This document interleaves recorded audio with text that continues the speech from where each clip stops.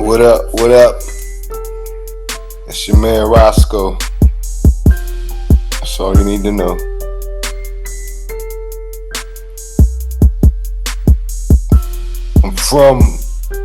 I was born in Norfolk, Virginia, and I was raised in Chesapeake, Virginia.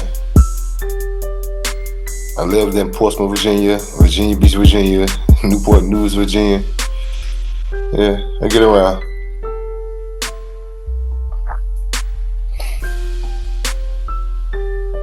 Nah, mom and pops, they split early. Like early.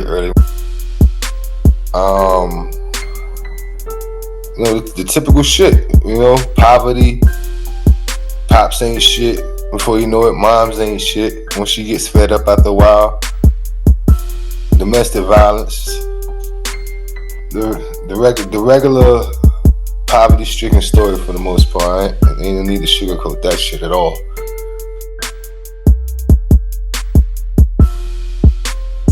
My relationship with my father, that's interesting.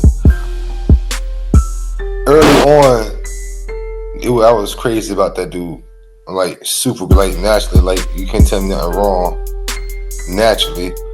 But you know how it goes, like with any child, female or male, once you become conscious of how a person is, how a person's character is, you start to catch on to it, and then on top of that, regardless of what they say out of their mouth, their actions will speak for itself. So it's pretty simple. You know what I mean? Once the absence is extremely visible, ain't no getting around it.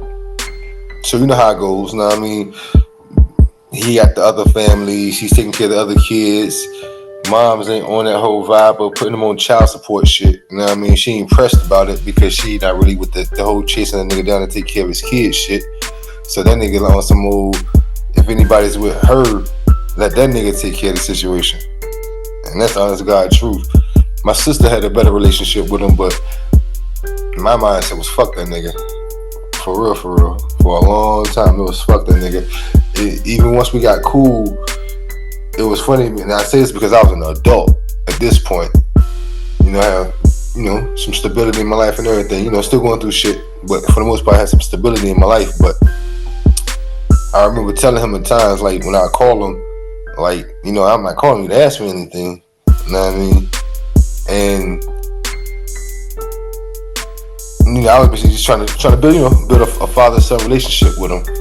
Just like when I also can recall a time where I literally just like leveled with him and broke down crying and everything, and told him how I felt at the time, like he didn't love me, or and you know how it goes for a black man in general. Sometimes it's hard to express yourself, but in the same sense, a father talking to their child, something I feel like something should have been said, and that definitely made me colder as a person. You know what I mean?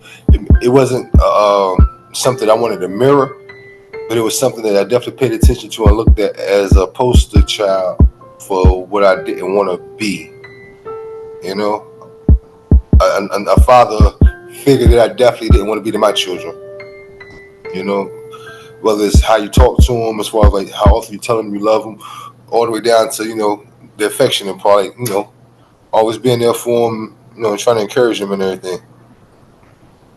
But yeah, man, I ain't really fuck with him. Even at the funeral, for real. Ain't gonna lie. I mean, I broke down crying like shit, but I was more so fucked up on the level of like he never got a chance to make it right. And I say it because I'm the child, And I felt like that time when I did broke down to him, I thought I was trying to make it right at that moment. So anything other than that, you know what I mean? I feel like that was effort he should have put forth.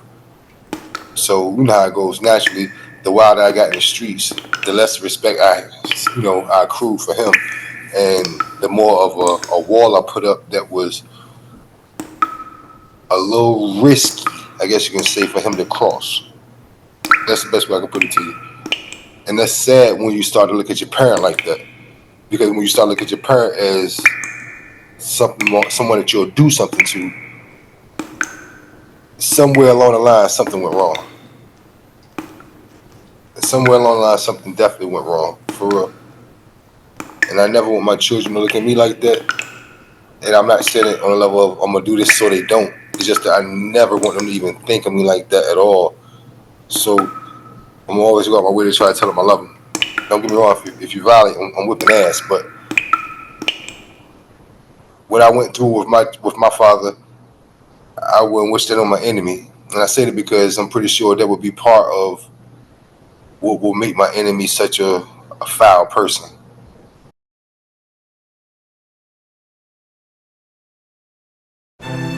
In Virginia, you gotta think about, like, I'm an 80s baby. You know what I mean? So at the end of the day, it was flipping on pissy mattresses. It was playing knick-knock, how to go get it, having dirt fights and shit. Like how to go see, all that. It was, I don't know, it was a million kids out back then. I feel like social media fucked everything up because it fried the brain. It gave them too much information without giving them information that they can create themselves. Ideas that they can create themselves. But yeah, man, we had a fucking ball back in the days. You know, like Virginia, man, we had a fucking ball. Like straight up, I'm telling you, it wasn't nothing like it. Dead ass, it was nothing like it. But yeah, man, I'm telling you. And I'm sure anybody that comes from any other 80s babies, they'll say the same thing. For real. It ain't nothing like those days. We were able to be way more creative. Y'all remember, that's the essence of hip-hop coming off. And you gotta think about it. That's where hip-hop came from. Hip-hop came from people not having nothing and creating something out of nothing with their own ideas. You know? The remix of other people's music, things of that nature. All of those different things, it came from having nothing and making something out of nothing. This shit dope as hell, yo. This whole hip-hop shit dope as a motherfucker, y'all. I'm telling you.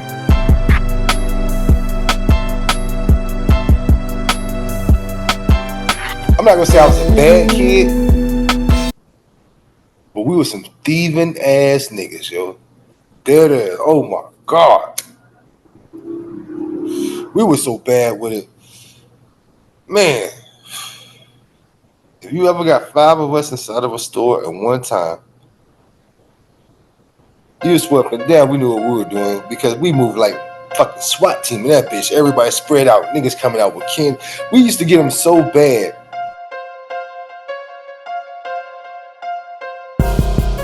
It was stages to this shit. And now, when I look back on it now, I'm seeing where my life of jacking niggas and all the other shit came from so naturally. So, it started out with us, I guess you could say, and this is like in the Foundation Park days. So I was young. We going to Belos and we stealing packs of candy, the little miniature candy, like behold the big bags of them motherfuckers. We coming back, stealing like crazy, having parties with the stuff. Before you know it, my sister got caught, her and her crew, I guess because she saw our crew doing it. They got caught, my mom kicked their ass, all of their moms kicked their ass and shit. All I remember was my sister coming back in the house, crying for her, like she fleeing for her life or some shit, like, Bubba, she found out. I'm like, what she found out? I remember my goddamn self. I thought she found out that me and my stepmother was stealing, but she had only found out that my sister and her crew was stealing. So, as soon as my mom walked inside the house, she like, JB! I'm like, huh? I'm panicking and shit, you feel me? You know what I mean? I'm thinking she already know that we been doing our 1, 2, 2. But she didn't. So she was like, you ain't gonna believe what she did. She got caught stealing. I'm trying to look with her for surprise face, like, you did what? I can't believe it. Man, she got her ass whooped so goddamn bad. For the guy, I thought I was getting my ass whooped. For real, yo. But it started from that to finding out that my cousins out Broadlawn and them was doing their stealing thing. So when they would come over our house once we moved out South Norfolk, we were all steal at one time and have some of the biggest fucking parties. We damn near ran 7-Eleven out of business at time. I'm talking about, you got kids putting goddamn Snicker bars inside Slurpees down their pants, goddamn under their shirt. Yo, we was killing them.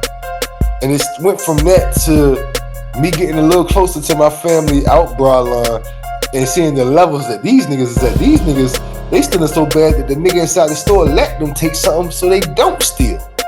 And then it goes from that to the nigga down the other end, like say for instance, one nigga talk to the nigga and tell him about the hot dogs that he want and what he want on a hot dog.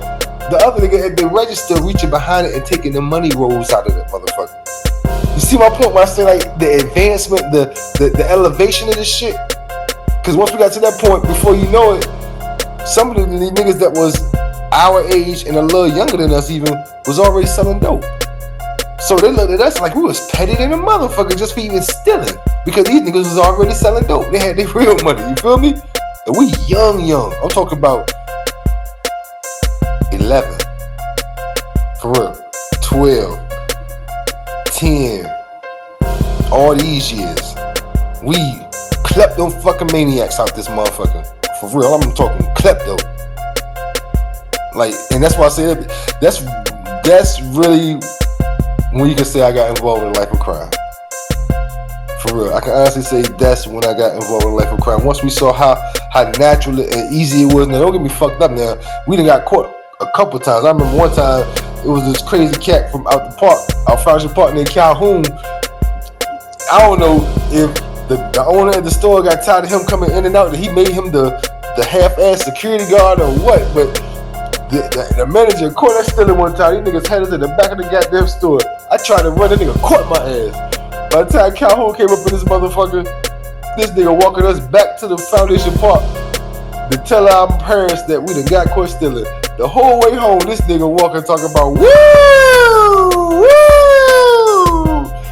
Nigga, we ain't thinking about no fucking jail. We thinking about this ass whooping we about to get, yo. You know, all you hear this nigga talking about some, woo!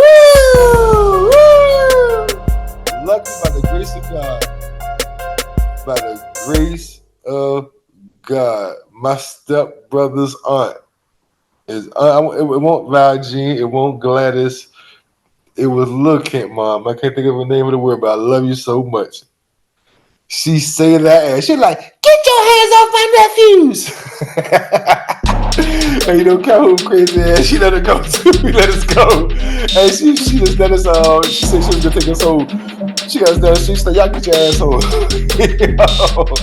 Oh my God, I love you so much. I can't think of her name for the world, but look at mom. I love you so much. You be still alive.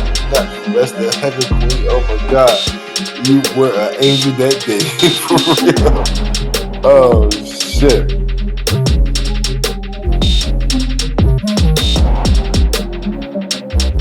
Who influenced me? I mean, it depends. It depends on what stages of life. And I said it because, I remember my father wasn't there. So, I can honestly say it is true. Especially in my era. And I don't know what kind of weird ass era they got now where niggas say their father ain't there. Now nigga might fuck around, turn into a fruit pop or some shit. But back in our era, when niggas said your father wasn't there, that meant that the older kids were going to more so influence you even more. The guys that ran the block, the guys that ran the crews, those were going to be the ones that influenced you more because you were seeking that without seeking. You feel me? And I know for a fact, if y'all look back today, any of y'all that's listening to this right now, I know for a fact, it's certain people that y'all got around y'all that in y'all mind you feel like this naturally got a leadership role. It ain't that necessarily. It's something within your father, if he's not there, that you're missing. And it's something within your father, even if he is there, that you wish this young guy that's closer to their age that they look up to, you're wishing that your father had that in them. It's all psychology, I promise y'all. This shit get deep, yo, for real. That whole thing about your parent not being there, whether it's your mom not being there, or whether it's your father not being there, that shit is real, yo. I ain't gonna hold you, because I know for a fact, my pops not being there, that shit traumatized the fuck out of me, yo. I ain't even gonna sugarcoat shit. And I had a stepfather. Love the nigga to death. William Holmes, I love the nigga to death. I mean, I love the nigga to death. Hands down, even to this day, him and my mom aren't even together no more. But I love that dude to death. Because he stepped up and actually was willing to provide for somebody that wasn't his. Some kids that weren't his. He was going through all kinds of shit, obviously with his baby mom, due to his kids not being in the same household. So you can only imagine the shit he was going through. He can only show us so much love just out of, I guess it wasn't even, I can't say guilt, but it's almost like, you know what I mean? You know how baby moms like, yo, you out there taking care of somebody else's kid, you can't take care of your own. That shit right there fucks with a man's mindset more than any of y'all females will ever fucking understand. I heard it from my first child's mom, and I know for a fact, I only imagine how much my stepfather heard it when he came down to dealing with me and my sister. You feel where I'm coming from? Because he had a daughter and a son of his own. When I found out he had another daughter as well that he didn't know about. But the thing is, he had kids of his own that were needing and yearning for attention and love and nourishment as well as provisions just as much as we were. But they just show you how fucked up this shit is, y'all. Know what I mean? For real. This poverty shit is really, this poverty shit got us fucked all the way up, man. Like, for real.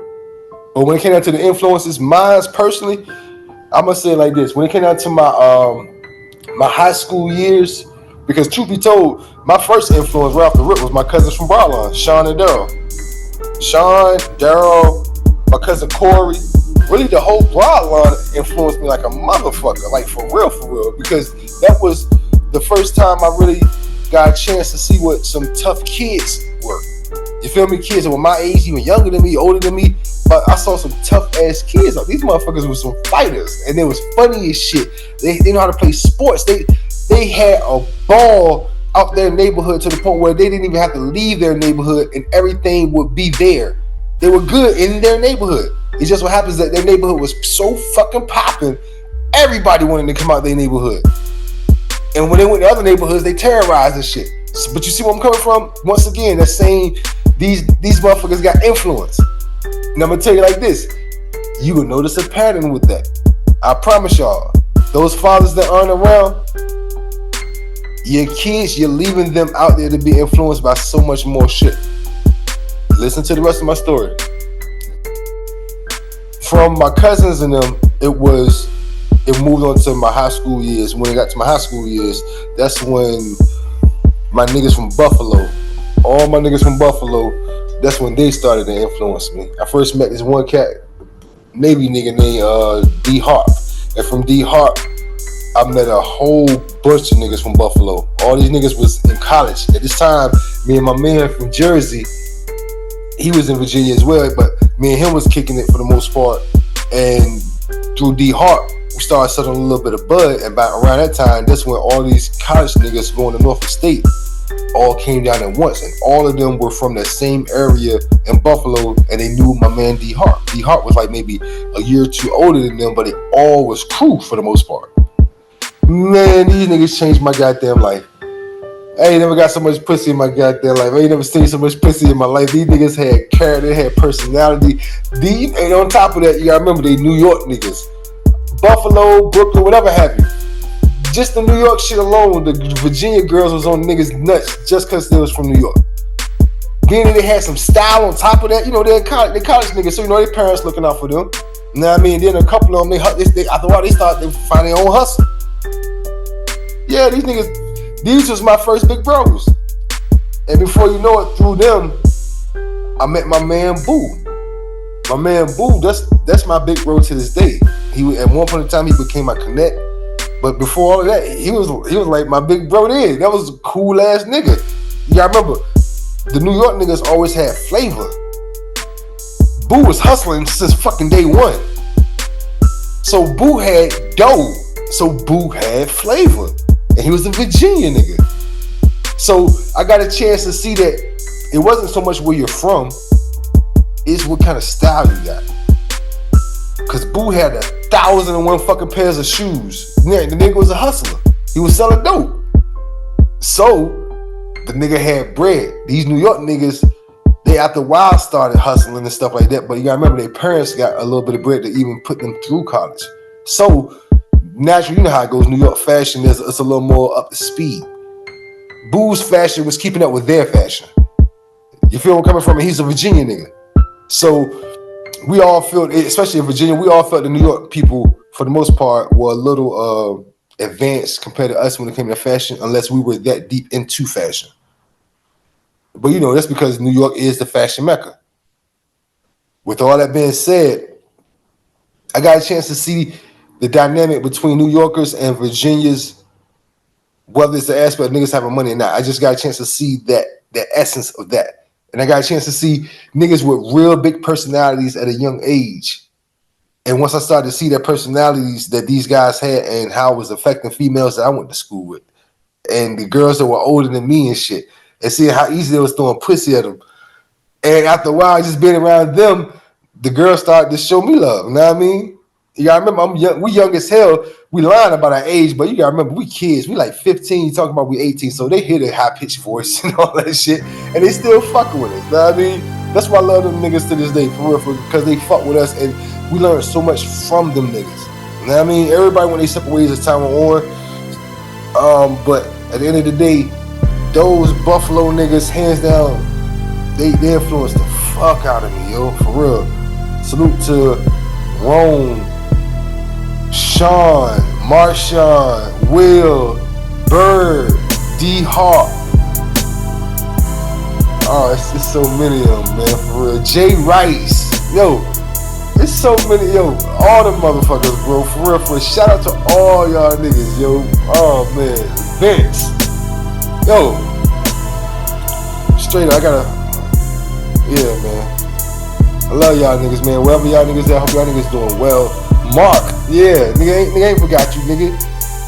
It's a lot, yo. It's a lot of them, yo. Like straight up. I'm talking about. You don't understand what I'm talking about. I'm talking about niggas showed me how to tie my shoes different, yo.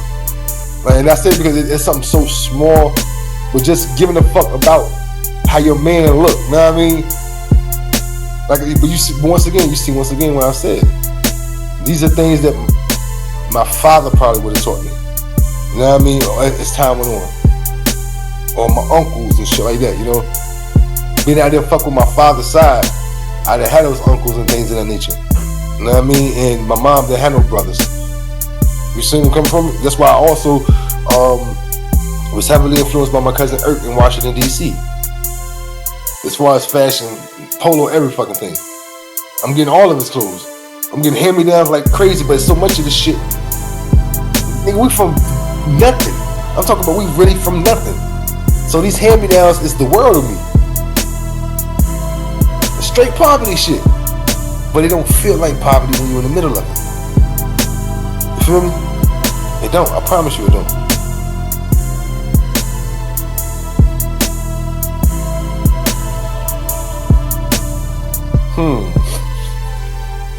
Some crew names that ring bells. Alright. When I was young, right off the rip, the Ebony Playboys. Right off the rip, the Ebony Playboys.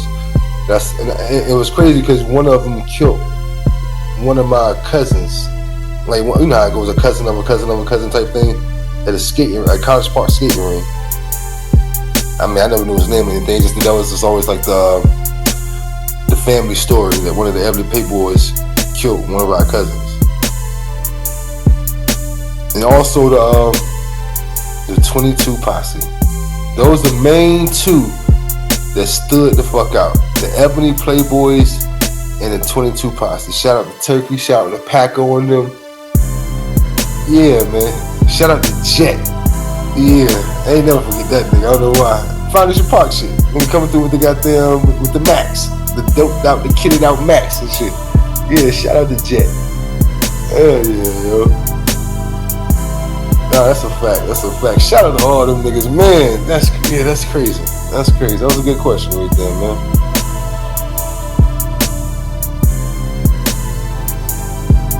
Yeah, I was born in Norfolk. My whole family's from Norfolk. My whole family is, on my father's side, is the Spain family. On my mom's side, it's the Harris and Copeland side. So, you know, it was more just a situation where my mom and my pops, young kids and shit for the most part, they, you know, I'm pretty sure it probably was the first crib, maybe not. But they got a crib together in Chesapeake out Foundation Park. But both my grandmothers lived out Oak Leaf Park. And Oak Leaf Park is literally right down the street from Chesapeake. Like right there on that borderline. Berkeley Avenue separates Chesapeake and Norfolk. Yeah, Chesapeake and Norfolk, just like Campostella Road does. But yeah, my mom and my pops moved out Foundation Park from Oak Leaf Park. And We just went on from there. I think they was probably together for maybe a couple years. I know they were separated before I was like 5. They was already separated for sure. You know what I mean? Pops was coming around a little bit in the process of, work breaks and shit like that. But other than that, nah. That shit got more and more distance as my step pops came around. But like I said before, he felt like, shit, that's a nigga situation now. You know what I mean?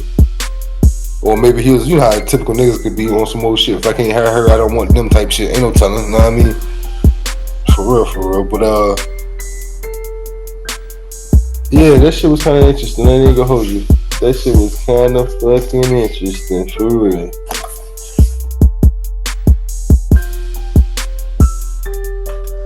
Hell yeah. Definitely in the sports. Oh, man. Yeah, I remember I'm from that era where, for one, I'm from Chesapeake, Virginia. And just the 757 as a whole, we are heavily into sports. I'm talking about basketball, football, baseball, whatever have you. So many different NFL athletes, NBA athletes, baseball athletes. Oh yeah. Real major. I started out playing football. Everybody knew the football thing back then, the rec league football. Starting out in the Rams. You know what I mean? From the Rams, we moved on to the Vikings. Well, yeah. I'm pretty familiar with being on championship teams. The Rams went damn near undefeated. The Vikings basically went damn near undefeated. Matter of fact, James Boyd, that's my man Pookie, played for the Baltimore Ravens. He went to Penn State, played for the Baltimore Ravens. Yeah, that's my man, yo. That's family right there. And he from Brockline on top of that. Yeah, told you they everywhere. They everywhere, like straight up, man. But yeah, we definitely play sports though. Football, basketball. I even played baseball. Like for real, I want to do it all, yo. Like straight up, I want to do all that shit. Like for real. We gotta stay active with this shit,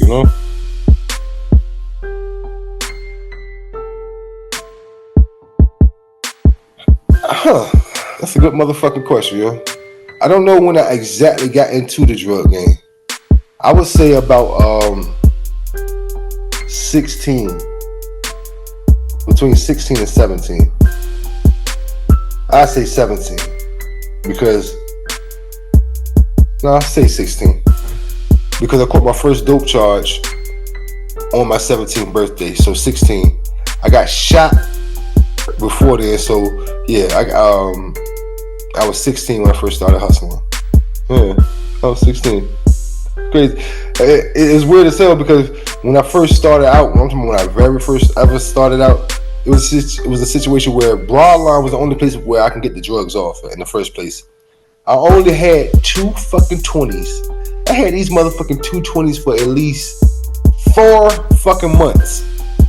Because whenever I went out Broadline, I couldn't get this shit off because everybody was out there had dope.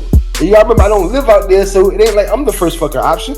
So I kind of got to wait for everybody to go to sleep at night. And me and my cousins late on the porch late at night, and my cousins run out of dope.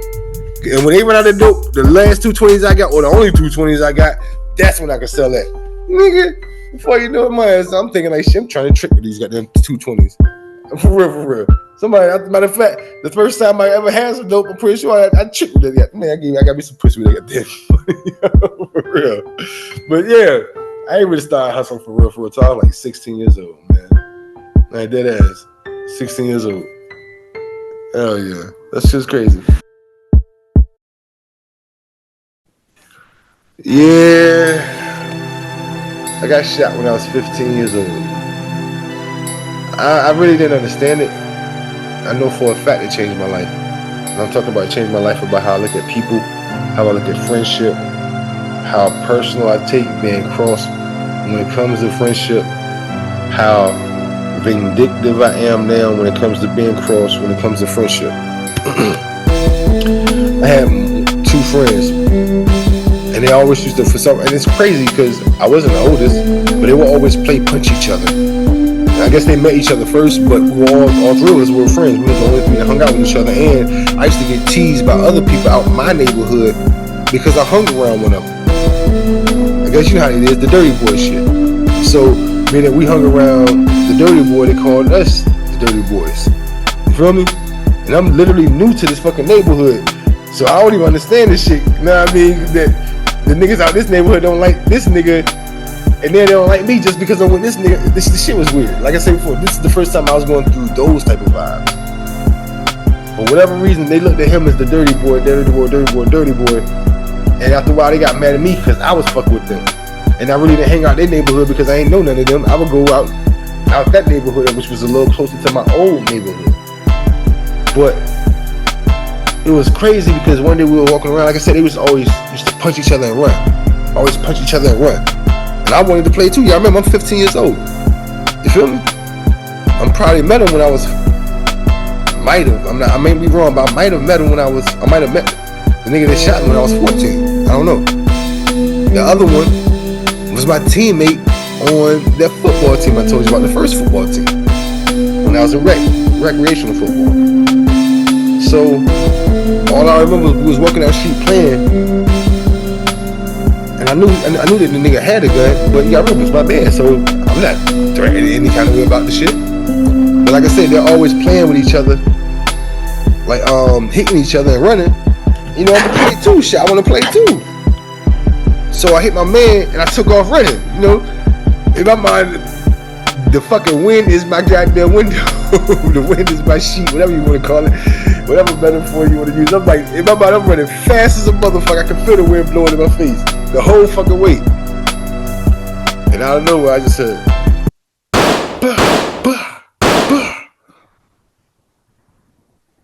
my man shot at me. And I don't know how I knew it, but I knew I was hit. I don't know how I knew. I swear to God I don't, because I don't know. I don't fucking know. But he hit me in my foot. And it's strange because I wasn't near him, so it ain't like he shot down and hit me in my foot. I was maybe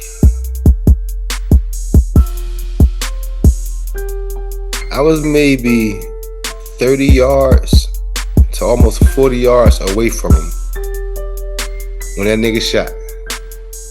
And it's interesting because after it was over with and some time went by, I was talking to one of the homies that lived on that street, and he said that my other homie, you know, my old teammate that was with us out there when it happened, they say that when I hit my man and ran, my friend that shot me he told my man I should shoot his ass.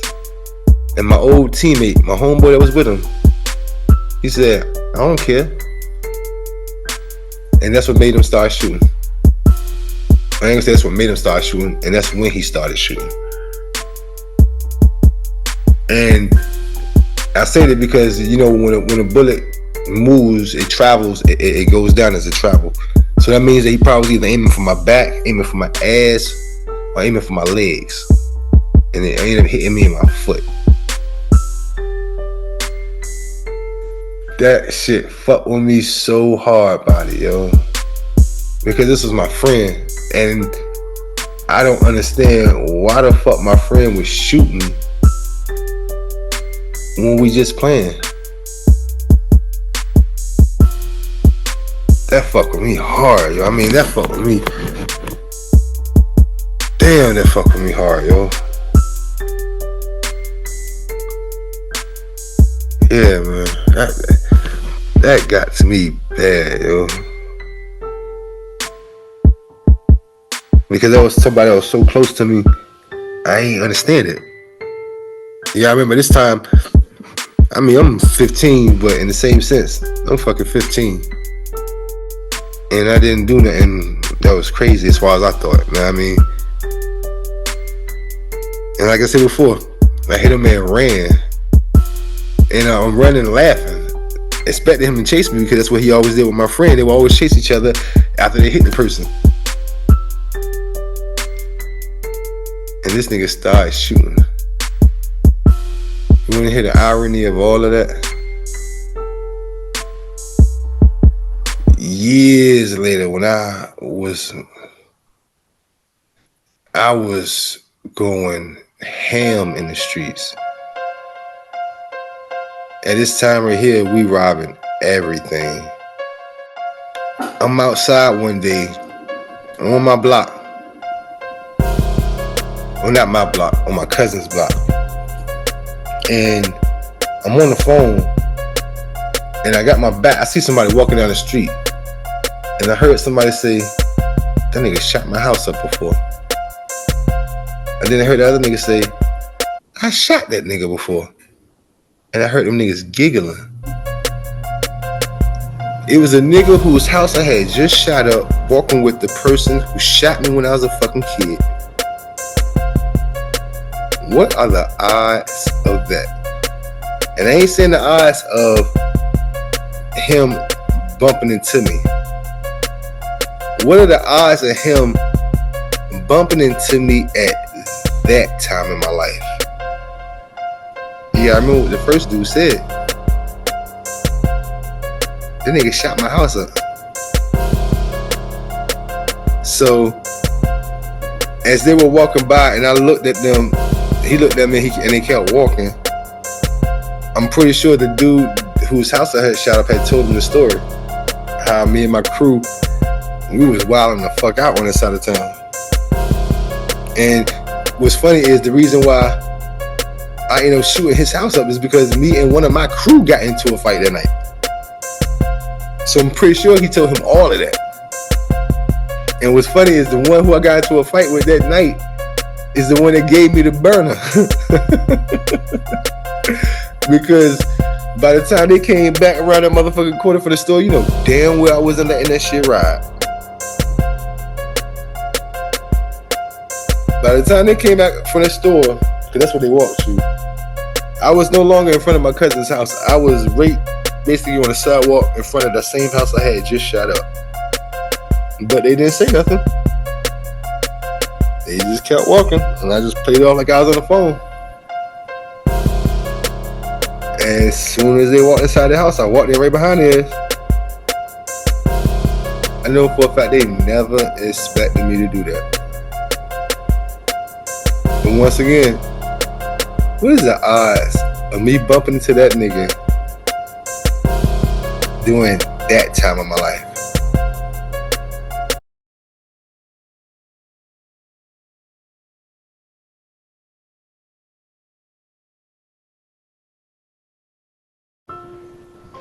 Like I said, to be betrayed by a friend at such an early age like that, it fucked with me hard. It fucked with me hard, yo. And it happened again. It happened more than once. Those type of betrayals by somebody so close. And I know for a fact that that's why I'm like a scarred up cat in a corner. I'm traumatized. I'm shelled. I take so much shit personal now when I'm crossed or when I'm betrayed. But in the same sense, that's why I don't really fuck with a lot of people. That's why I don't even talk to a lot of people nowadays. It ain't so much because my feelings are gonna get hurt. It's because we grown, y'all. I ain't got time for a whole bunch of lies, or for you to be using me, or for you to be talking about how my back like a bitch. That's some Flamingo Joe shit for real. And the way I live my life, shit, I don't keep those type of motherfuckers around me. I don't even want to be the type of person that even listen to the type of shit. Misery love company. But yeah, that shit fucked with me hard about it. It fucked with my mental. It fucked with me super hard when it came down to trusting people and looking at people as if there's someone I can let my guard down around. It's super hard for me to let my guard down these days. I mean, super hard.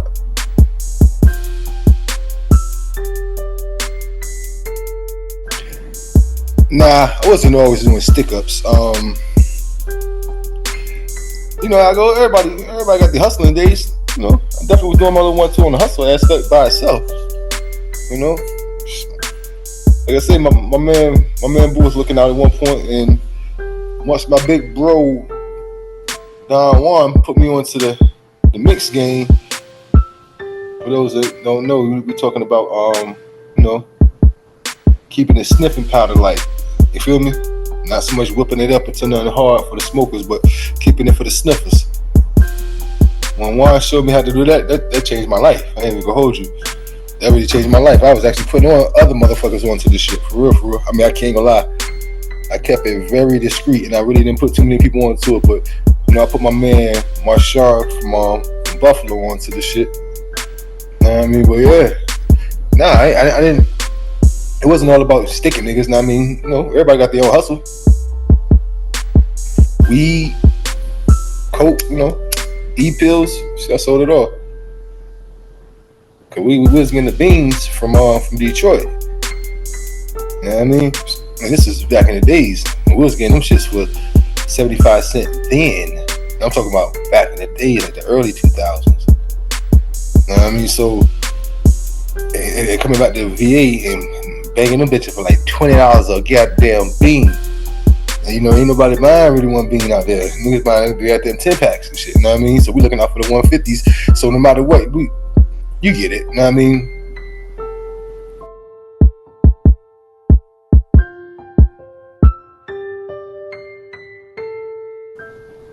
Who introduced me to the stick-up world? Ironically, believe it or not, though I had done like certain, little petty ass B&Es and shit. Now I'm gonna keep it a bean with you.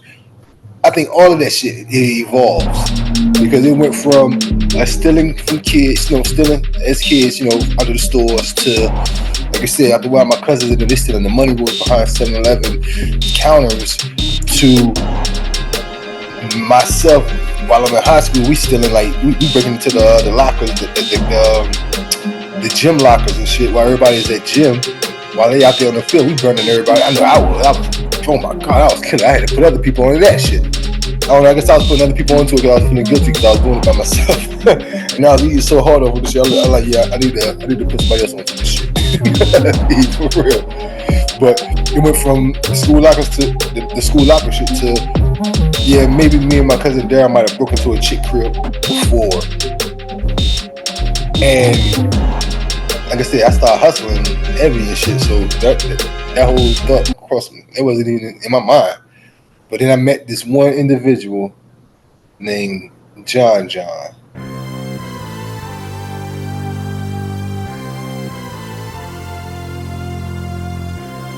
is from Virginia Beach. I met him through my man Pretty. Like I told you, Pretty was always putting me onto the lick city goddamn way. But I met him through my man Pretty. And this is also the same John that Malice was rapping about in his Lord Willing album on the song Young Boy.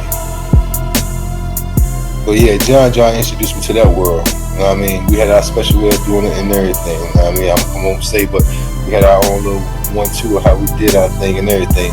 And I don't know, I'm a sponge. For real. Like I said, it goes back to that fatherless shit. I didn't look at that nigga as no father figure, but when it comes down to learning from the next person, I'm not one of them bullheaded people. You know what I mean? I'm gonna absorb something if I see it as something I can utilize.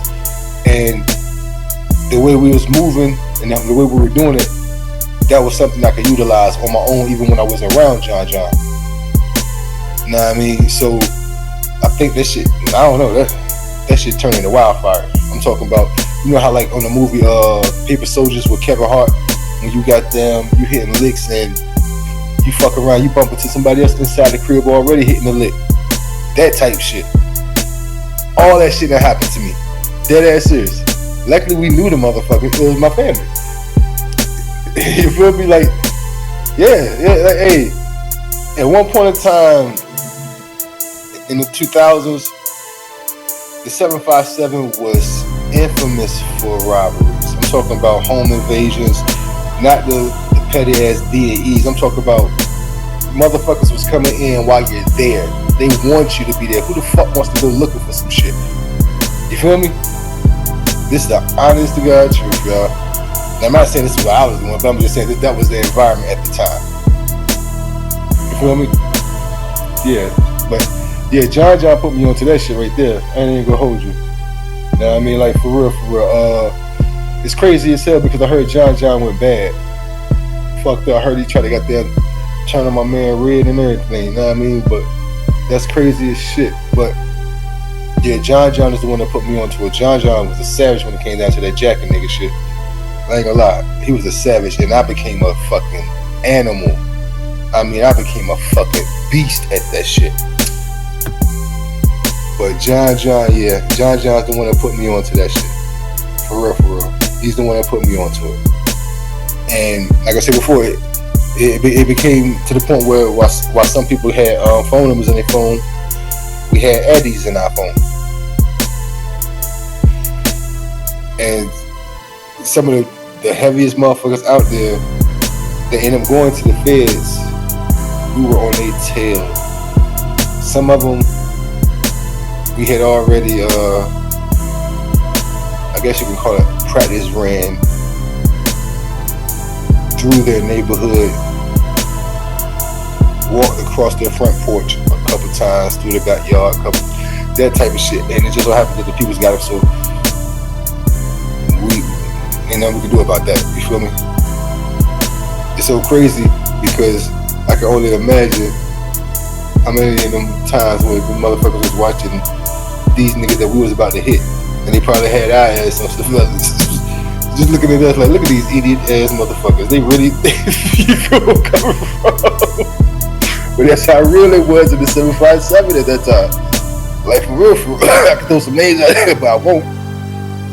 But yeah, we was on niggas' necks out that bitch. For real. That shit was like Dodge City.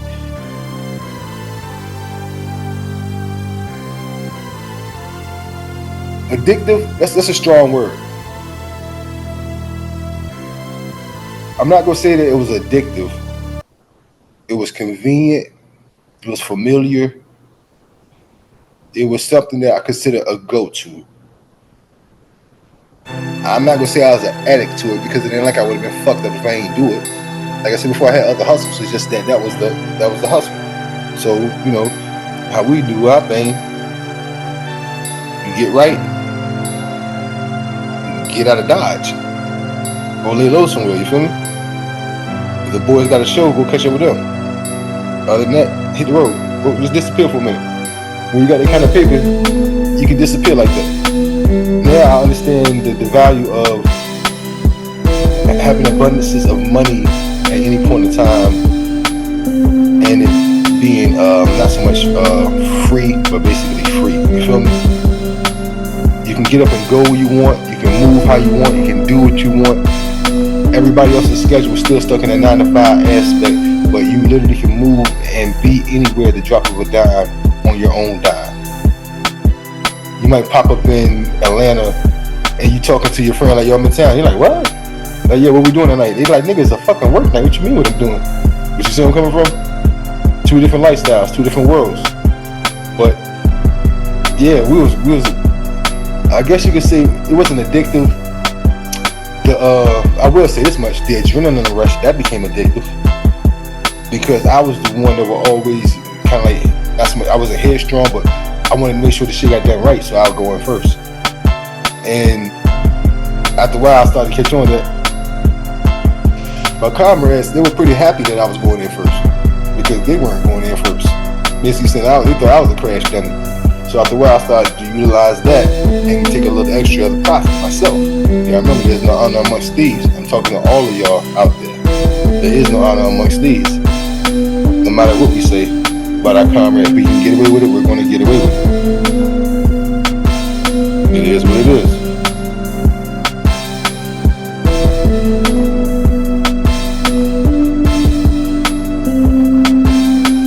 Like I said, the adrenaline rush. The adrenaline rush was so real that once you got away with it in your mind, you can do it again. It's like anything, you know? It's like smoking. It's like smoking a cigarette for the first time. That feeling that you get right there, that's what you really, it's even with, you know, it's not crack, but that's the same thing you're chasing. You feel me? That, woo. You feel me? How it keeps you calm when you're stressed. You feel me? That right there is like, with me personally, Being that I was going in first, I had to have an extra set of nuts. I ain't even gonna hold you. So, with that being said,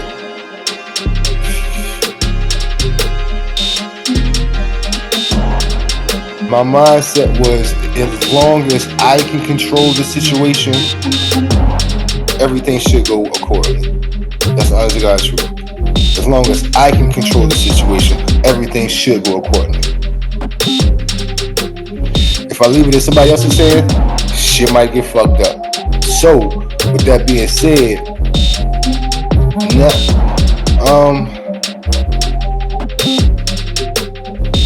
it's more so a matter of just do it. That's the best way I can put it. Just do it. Because if you think too much, you will think of every reason not to do it, and you will put yourself in a situation where you might get yourself hurt.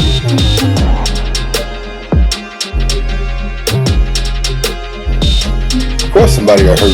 The fuck? You know what the fuck we doing, so of course somebody got hurt. But I would lie. I'm gonna just leave it at that. Of course somebody got hurt. Next question.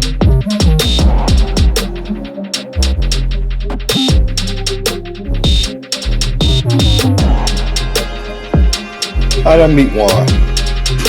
Oh, that's simple. I met Juan through his brothers, Avenue and Bully, Jungle and Smurf. That's why I call him Avenue and Bully. Rest in peace to Avenue. A free my nigga Bully. I met him through those niggas. That's their brothers. You know what I mean?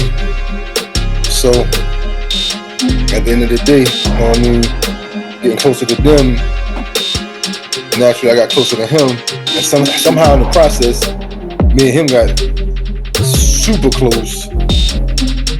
I know what it was. You know how it goes when you have any one-on-one time with anybody. You know what I mean? Especially if you click. You know what I mean? It ends up in a situation like that. And one time when we first actually caught up with the Clips, when I first caught up with them for the first time. Well, not the first time, the second time, when we actually went on the road with them for the first time, which was in Philly. Come to find out, when this nigga was born on the same goddamn day. Believe it or not. I always had an eerie feeling about him, like I can't trust this motherfucker. But I guess it's because the motherfucker just like me. I love this nigga to death to this day. That's my big bro. You know what I mean? He took me to the D and everything, got me welcomed in and everything. So, hell yeah, shout out to 6 miles going back. You know what I mean? Anyway, what up though? What up, June? What up, Cuzzo? Hell yeah. You know what I mean?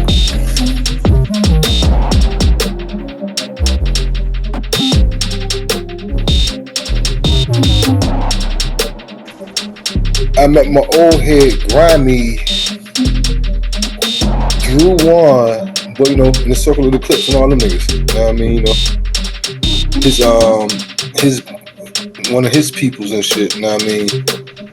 The organization that he used to be a part of at one point in time, the head guy over there used to manage Pharrell.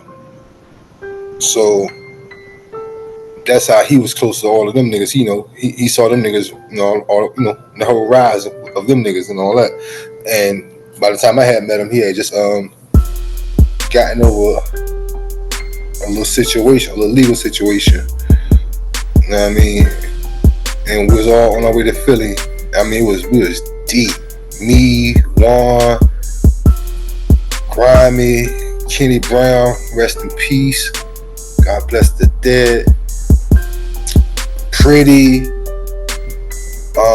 Man Parker, Bruce Babby. It was a lot of us in the fucking excursion, yo. We going back and forth from Philly to New York, Philly to Jersey, back and forth, like, yo. And I'm talking about all in one trip, like nonstop. These niggas got shows in all these different places. But yeah, I met him then, and as time went on, I'm gonna keep it a stat with you. Juan said from the beginning there was somebody that was good to know. From the very beginning, and I noticed that when Juan said that, he made a note to look at me and say that's somebody that's good to know. You know what I mean? And if it was Italian, he would have been said that's a good fella. But in our world, you know, Juan just put it to me like, yo, that's somebody that's real good to know. And as time went on, you know what I mean, you know, he had a few spots, and we just got closer over time. You know what I mean? For real. You know, started having breakfast together and shit. You know what I mean? First thing in the morning. You know, niggas both of us hustling and shit. So he hell yeah, I guess he took a liking to me. He felt some way where he can trust me because I know the nigga don't fuck with a lot of people at all. You know what I mean? But yeah, that's my big bro. I ain't gonna lie. I actually asked him straight. I told him I wanted him to be my old head. You know what I mean? I try to explain like, yo, what an old head is, and I want everybody to understand when I say old head, I'm not saying OLD, I'm saying OLE. It's almost like how them Philly niggas be doing. You know what I mean?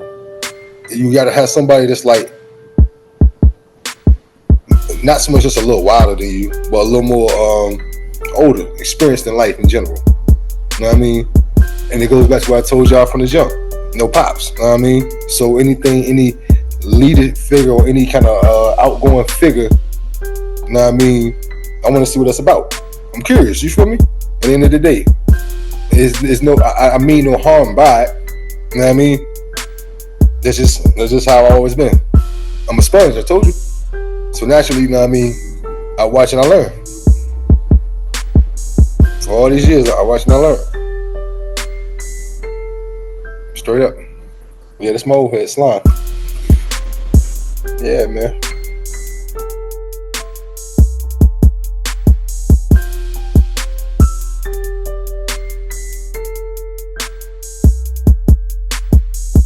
Yeah, that's family right there. That's family. Like I said, through Juan and all them, that became my family.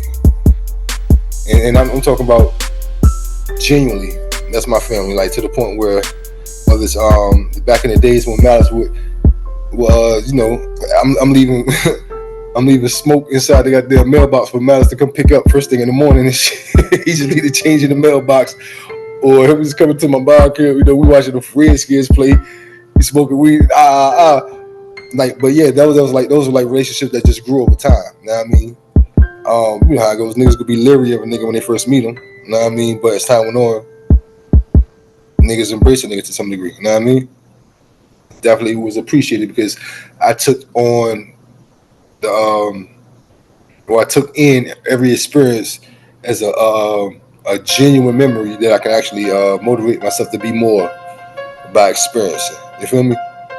A lot of the things that I saw on the road with those brothers, it motivates me to go so hard that I am right now. I'm dead serious. And I didn't get no handouts. I'll be the first to tell you, I didn't get no handouts. We paid for our own trips, we paid for our own rooms and everything. But just the experience alone, that shit was priceless to a person like me. Because I'm the type of person that I'm a hustler. So I know how to create something out of nothing. So anything may give me motivation, anything may give me encouragement, and anything may inspire me. You feel me? So a lot of the things that I saw and ended up having to come back home to, it was like coming. It was to me. I swear, it was almost like the fucking the Cinderella shit at 12 o'clock. You feel me? when 12 o'clock hit, you back to the regular shit. So we back to the struggles in the hood, the words in the hood. Who owe me money? Who I got beef with? This and the third. You know what I mean? But when we on the road, it's a whole other fucking world, y'all. For real. The bitches, the fun, the people that you meeting, the treatment that they're giving you, just on the strength of who you with, but just the fact that you're actually able to learn something from some of these motherfuckers, because they really having real conversations with you. You feel me? You're there like you're supposed to be there. You smell me? For real.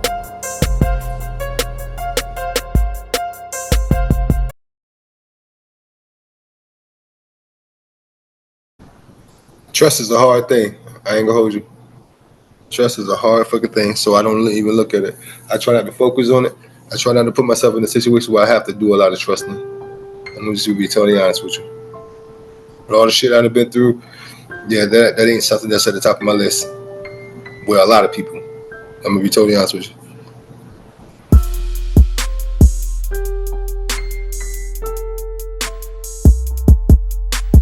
No, I didn't involve myself in a lot of beefs in Virginia. I went through beefs in Virginia. Shit happened. I got in several situations, you know. It's part of the fucking game, you know. You win some, you lose some. As long as you get a light to bounce back from, you feel me? That's how I look at this shit. I definitely won a lot more than I lost. A lot. Yeah, I'm pretty good. Yeah.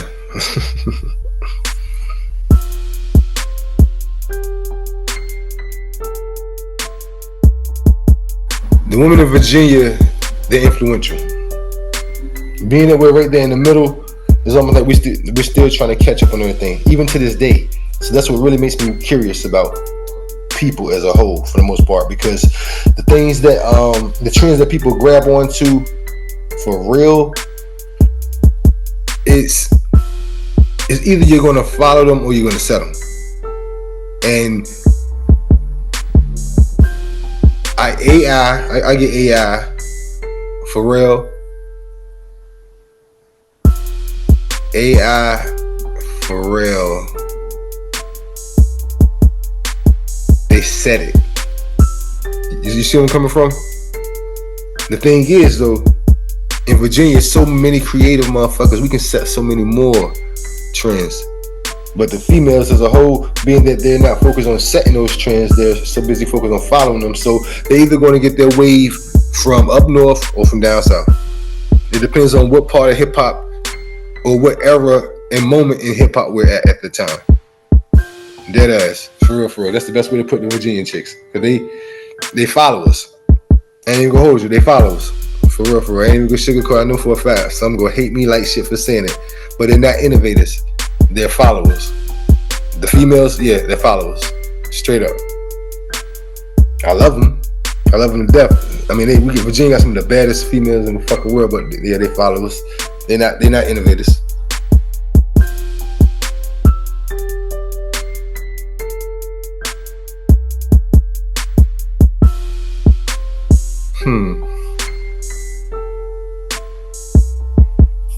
It wasn't fun. It wasn't fun at all. You understand, when you go into war with a whole fucking neighborhood, you don't know how far the shit go. You feel me? You don't know how deep the shit run. Motherfuckers know you, but you don't know how they feeling that day. You don't know how deep they were in those conversations that they had with the people that you were warring with. But it's part of the fucking game, so it ain't like an extra worry. All that shit come with it. It's just more so, like I said, being my trust levels was so fucking low any goddamn way. Anytime I saw one of them motherfuckers, I just looked at it like, nigga, what type of time you on? Every time, cause I didn't know how they was gonna move. For real. Young nigga, older nigga, it was all the fucking same to me. But there's some solid niggas though. That's the craziest part about it. A lot of them niggas out there, some solid niggas. I ended up goddamn getting close to them niggas or getting cool with them niggas based on my cousin VT. We fuck with a lot of them niggas out there in Pleasant Park and all that. You know what I mean? Cause that's where I was going with the war. Oh, I wanted to tear down all of them. One of my mans got hit in the face and the forehead. Yeah, I wanted to tear down them niggas. But what's crazy about that is he ended up turning on me. Ironic, ain't it? Ain't that a motherfucker? Yeah. That's Virginia for you. The nigga I'm trying to defend and avenge. This nigga telling me he was trying to set me up. I ain't gonna say he told on me. He was trying to set me up, and obviously he said something to them for him to be trying to set me up. But yeah, man. It is what it is, though. It's dope that I can see a lot of them brothers today and be like, damn, we survived that shit. Because so many brothers didn't survive it. For real. So many brothers didn't survive those type of situations. Straight up.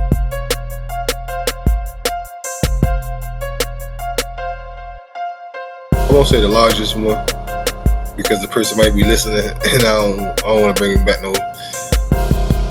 Like I said, we was some foul niggas. You know what I mean? But altogether, it was easily over $250,000. Easily. It was easily over $250,000. Easily.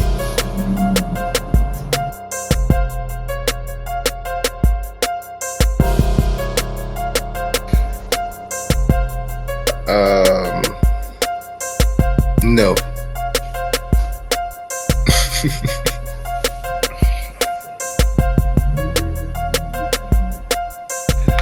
Okay, yeah, goddammit. Yeah. Yeah. They didn't die though. Yeah.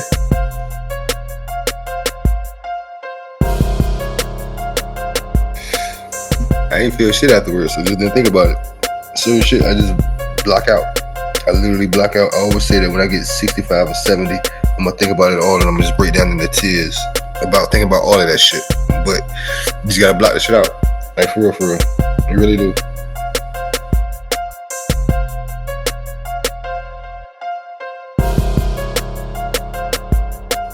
It's crazy because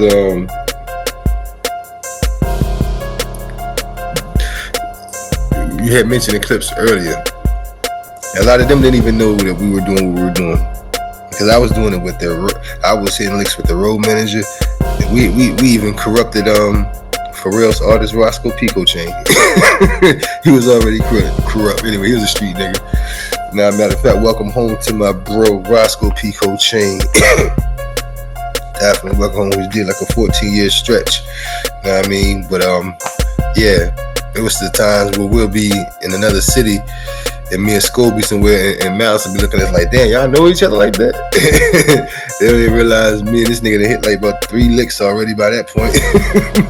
Together and shit. So yeah, but that shit ran real fucking deep. And I'm talking about, you spoke on like the largest one we hit. I don't really recall, but I will say this much. I recall one time we sent Roscoe Pico Chain, or I sent Roscoe Pico Chain back to Philly with a fucking large ass box full of freshly budded weed plants. I'm talking about, Sko had to take back like Sko took about like 32 to 42 plants. I know for a fact we had to say, each one of us had the same thing. Like straight up, shout out to and I think about it, shout out to Ab Lava's brother Haas. Free that man, yo, for real. But yeah, shit's real, shit's real, yo. Shit's real.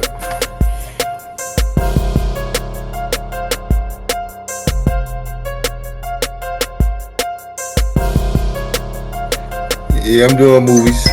It ain't so much about my life, you know what I mean? Yeah, it's loosely based on my life. But what I wanted to do is I wanted to give a strong message behind it, to show that this is like it's a dead-end game. You feel me? Ain't no wins coming off of it at all. Ain't no kind of wins coming off of it. And it may seem, those temporary wins may seem pleasurable, but trust me, the consequences is way worse. It only takes one time. You smell me? It only takes one time. Dead ass. So yeah, I'm making movies now. I'm doing movies and doing all kinds of shit. Like I said, I'm doing all kinds of shit. Like I said before, movies, 2 magazine companies. I got my own clothing line, Anigre V, available online now. I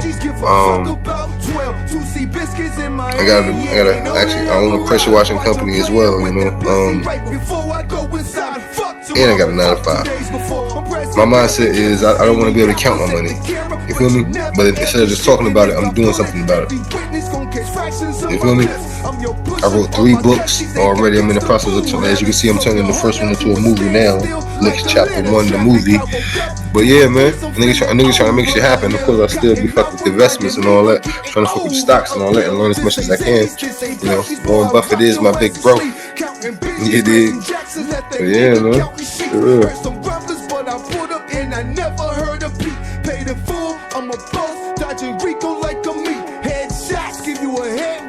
Yeah, VA definitely looks different. I mean, motherfuckers got toes, casinos, for real to put the enormous resort out there. Family got the R&B block party. Him and Push doing a Cousins festival. So it's like they got so much more to do in Virginia now compared to when I was there. For real. The stuff that they're doing there now is stuff that we used to do on the road. For real. To get shot, no shit ain't cool. Step away from the pot. You know how many I lean for? I forgot. Hell fucking no. If anything, I feel like all the real hustlers is in Virginia. They need to get the fuck out of Virginia. But not just because they need to get out of Virginia, because it's more so a situation where we gotta spread our wings. You feel me? Virginia isn't big enough for the creatives. Of course, they're trying to make it look like something otherwise, but I still feel like the impression on Virginia, it's gonna take some time for that to be the it spot. They're building it up. I swear it is. I'm looking at them, but we hustlers. We're meant to be out there, all over, exploring. That's how I feel about it. Repping VA, of course, but we need to be out there. You feel me? And bring it back home. That's my mindset. That's what I want to do for Virginia. I want to bring something back. I don't want to just come there and try to feed off what they already got. Ain't nothing wrong with it, you know, if you're not a creative, but I feel like I'm a creative. So, yeah, I want to bring something back there. Whether it's my movies, whether it's a studio, production studio for the movies, whatever have you. I want to bring something back to Virginia. I want to be an inspiration for a lot of motherfuckers, you know, not just back home, but all over. Straight up. So y'all be on the lookout for my clothing line, Anigre V. My movie, Licks Chapter 1, the movie. My books, Licks Chapter 1, the beginning. Licks Chapter 2, Wink's Revenge, as well as my book, Loyalty. Yeah, man. Virginia Daisies, as well as Charlotte Daisies magazine. Sports, fashion, and entertainment. We trying to do all this, y'all. Straight up. See y'all when I see y'all, and I truly appreciate your time, yo. Shout out to Legends of the V. What they call it? Legends of the V. Shout out to Legends of the V, yo. Salute to y'all. 100. Only no money on the floor. Touch me on my money, gotta go. It's just a big mouth to work to win your home. Only no money on the floor. Only no money on the floor. Touch me on my money, gotta go. It's just a big mouth to work to win your home. Only no money on the floor. Only no money on the floor. Touch me on my money, gotta go. It's just a big mouth to work to win your home. Only no money on the floor. Only no money on the floor. I remember so many trips out of town with the Clips for the most part, like, and just on those rides before we even got there. There was certain stuff that you would kind of like embed in my head no matter what. You know what I mean? Stay neutral, don't ask nobody for nothing, and always pay your own way no matter what. You know what I mean? And that's something that I stood by. I live by to this day, even when in situations where other people may expect to get a handout or something free, I still move on the basis of having my own all the way around, because it solves a lot of problems before problems even arise. One problem even start, and nobody can rush you when it's yours. Exactly, that's a fact.